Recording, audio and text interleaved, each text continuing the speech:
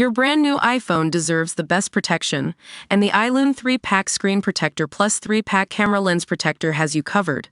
Don't take risks with your iPhone. Click the link in the video description to shop now on Amazon. The White House Correspondents' Dinner, a night of empty seats and empty promises. The 2023 White House Correspondents' Dinner was a stark reminder that even in the halls of power, some traditions are better left in the past. For decades, this annual event has been a celebration of journalism's ability to hold those in power accountable, but this year's version fell flat.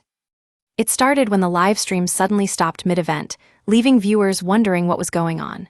And that was just the beginning. The event's president, Eugene Daniels, seemed more interested in praising his colleagues than confronting the elephant in the room, namely, the absence of President Donald Trump. But it wasn't just Trump's no-show that raised eyebrows. It was also the cancellation of planned entertainer Amber Ruffin. Ruffin's firing was a shock to many, especially given her sharp wit and willingness to speak truth to power. She had even been considered for the job by the organization's head, Eugene Daniels, who seemed more concerned with being liked than taking a stand.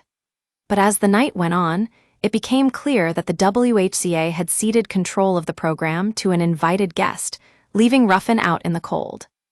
Meanwhile, MSNBC was airing their own coverage of the event, with panelists running through talking points about the Trump administration's accomplishments, or lack thereof. It was a far cry from the kind of critical journalism that has always been at the heart of this dinner. And when they did take a moment to reflect on past glories, it was more about the old days of introducing new food trends and linen styles than acknowledging the real work that journalists do. As the night drew to a close, the awards ceremony provided some much-needed levity, with luminaries like Abby Phillip and Kristen Welker presenting accolades to their colleagues. It was heartening to see journalists honoring each other's hard work, even if it did feel a bit like backscratching. But when you're trying to hold power accountable, sometimes you have to take a stand, and that wasn't something the WHCA took this year.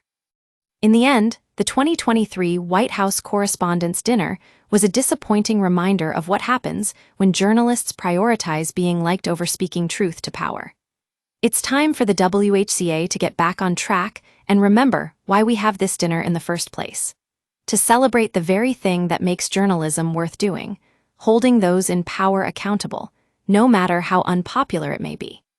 TV Wire has been covering the White House Correspondents' Dinner for years, and it's clear that this year's event won't soon be forgotten.